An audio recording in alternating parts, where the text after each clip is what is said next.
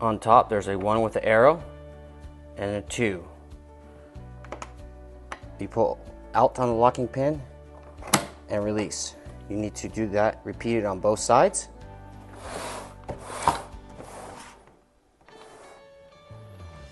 Out, release. Case then expands up to different sizes. You can see there's different adjustment holes. Once you find the adjustment height that you like, you're going to push the pin in. If you can't reach that hole, you just put a little pressure on the pin, slide it in, complete it on the opposite side. If it doesn't line up, lift up and down a little bit, slides right in. Secured.